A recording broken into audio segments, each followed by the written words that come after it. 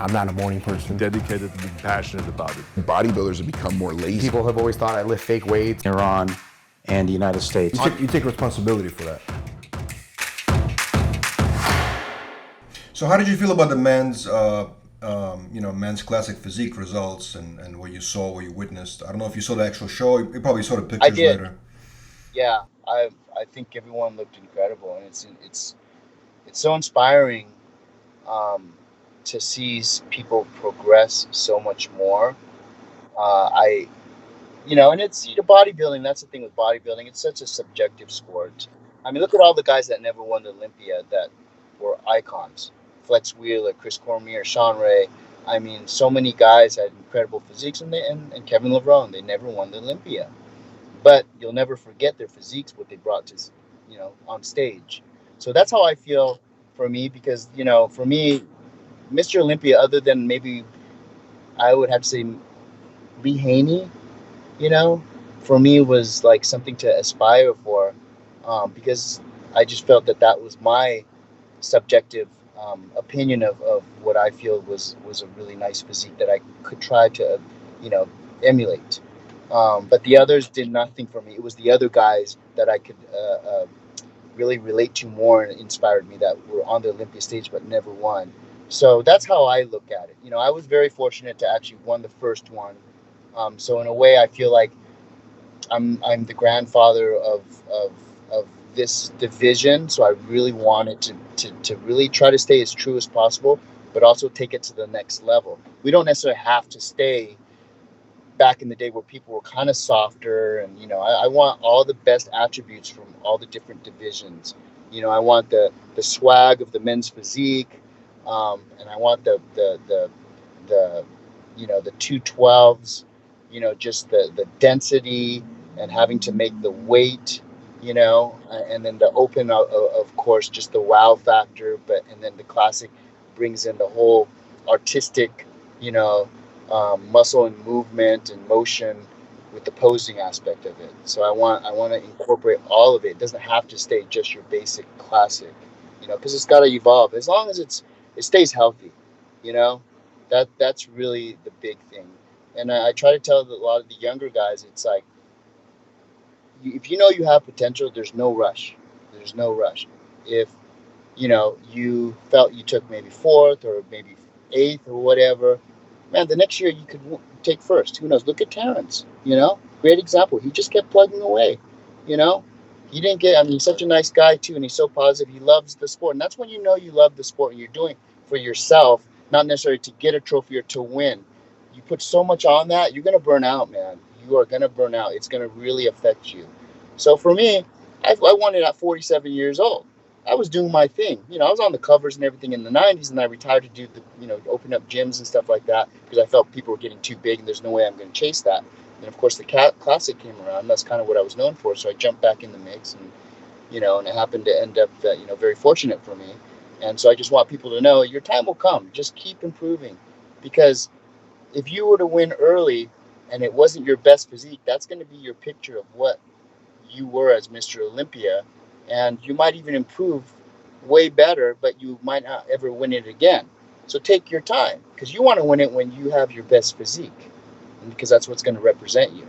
A lot of people talk about Chris Dickerson being maybe one of the worst Mr. Olympias. He won Mr. Olympia, and I've seen him at shows where he looked way better before and after the Olympia. So his picture when he won Olympia wasn't necessarily his best. So Chris? Danny? Chris Dickerson, yeah. How's he doing? I heard he was sick, like a couple of years ago. Yeah, I haven't talked to them lately. A lot of these guys, especially with the COVID. I wanted to actually go visit Frank Zane, but just out of courtesy, I know, being older and stuff, you want to not really let them worry about it and feel obligated that people have to meet with you. So hopefully in the next 6 months or so, I'd like to get around and start visiting people a lot more. I talked to Samir a lot. Samir Banu. I'm doing an interview with Samir tomorrow, actually, and cool. I'm gonna ask him about the 1980 Olympia when Arnold jumped back on the stage and everybody just kind of like rebelled against him. You know what I mean? I'm gonna ask him about. I want to know about that, actually, because he was there. He was competing at the time also. Yeah, that's amazing. Yeah, Samir's physique is just amazing. I honestly have to say, I don't know if he would have made the classic division. Very close, I believe.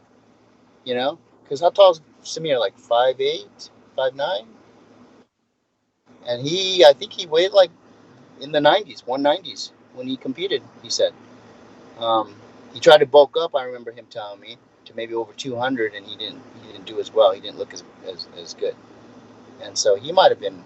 I mean, man, if he would have been able to make the classic, he hands down, I think he'd be one of the best bodybuilders ever. Yeah, he's fantastic for sure. It's, So for that size, his physique was so complete. I remember last time we spoke about Breon and Chris Bumstead, right? And sort of like Yeah. who's gonna win in 2020, right? And you gave your answer Yeah. basically like it can still be a toss up between the two. So how did you feel? How did you feel about after seeing it? How did you feel about it? I think it's apples and oranges. You know, like you say, it's just totally different body types. But I really, truly believe one of the reasons that Chris won is because the incredible improvements he made. I mean, you got to give that dude credit for making those improvements. I mean, from going from 1 year to the next, just making such improvements. Now, even with the improvements, was it good enough to Breon? That's a whole different story. But I do know out of all the years of being involved with bodybuilding, the judges do reward improvements. They really do. And that's why I tell people, don't be afraid to do shows. They think they're going to jump into the show looking perfect. Sometimes you want to go into shows because the judges can see your improvement and they'll reward you for that. If two guys go on stage and they both look the same, it could go either way, but they've seen one guy the year before that didn't even look close to that, I guarantee they'll probably give it to that guy. You know? And that was a blessing in disguise for me when I won the first classic pro show. The very first one they had, I won. And then so I was already qualified for the Olympia. And then Dexter was having a show.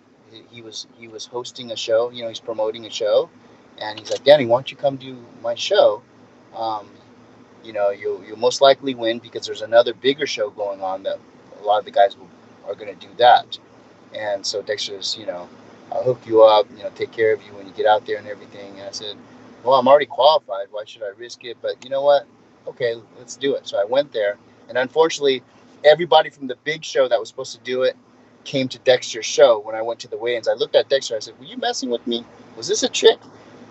So I ended up getting a little bit of food poisoning the night before. I think I actually got it from the airplane food.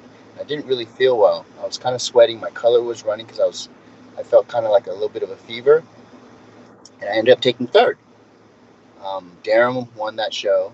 I ended up taking third, and I was really like devastated. Going, wow! I thought I was a shoo-in for winning this whole thing. I won the first one, and so I was really upset at Dexter for asking me to do a show because now I'm going into the standings, taking third my last show, going into the Olympia. But it really helped me focus and say, okay, I'm not going to take this for granted. So it made me actually work harder than I probably would have just going straight from the win to the Olympia. And so I worked really hard. And I think one of the reasons that contributed to me taking first is because they got to see the improvements from taking third and how I looked taking first. Because I could see some of the judges that were on the panel when I took third, and they were there at the Olympia on the judging panel, and I could see their face going, wow, like, okay, you brought it this time. So that really has a lot to do with it, I think, for Chris, his improvements. I want to get your opinion on the men's open division. Do you think Big Ramy winning the Olympia is now going to start a trend going towards a mass monster category? Everybody going to chase him in size, you think? I mean, the trend was always there. He didn't start anything. When Sean Roden won, remember that was kind of like everybody thought it was going to go in a different direction potentially. Well, and also even when Brandon won, even Brandon's not necessarily a mass monster, but he had Brandon and Sean had a very aesthetic, pleasing physique. Big Ramy does, but his body parts are so exaggerated. He looks like a cartoon. But in my opinion, if I was a little kid looking at it, and you were to say, hey, which one's Mr. Olympia, I would probably pick Big Ramy because he's so freaking cartoon looking, But as far as the artistic part of the sport, the aesthetics, that's to me like apples and oranges, and I prefer the other. I think Big Ramy could still have a beautiful physique even if he downsized a little bit, even on his quad sweep and just certain areas, because he has a small waist. I mean, he's not blocky, by any means, and it's just about getting in condition, and he got in really good condition. That was always his weak point, is his conditioning. I actually think if he comes in with that conditioning and even like chilled out a little on his quads, in certain areas, he'd be even more pleasing, and he, would still win. So you can't forget. If you were to compete against him, right? Like if you were in an open division, right? What would be your strategy of beating him? Would it be getting the size, or would it be just still sticking to the condition? Oh, it'd be about conditioning and posing. You look back in the early '80s, Muhammad Makawi, the Egyptian guy. He was like maybe 175 pounds. Beat Lee Haney like 4 times, and then Lee Haney soon after won the Olympia for like 8 times in a row, and he was only 5'5". So, but he won. He beat Lee by just the detail and the presentation. And Lee started getting more detail, and his presentation started getting better. And of course, obviously, he won. Kind of like Labrada would beat a lot of the bigger guys. So, but it definitely is about not just detail but presentation. Because you look at Richie Gaspari, brought incredible first guy to probably bring shredded glutes. So his conditioning was there, but his presentation wasn't as smooth as someone's like a Lee Labrada, or even a Sean Ray. So that kind of hurt him.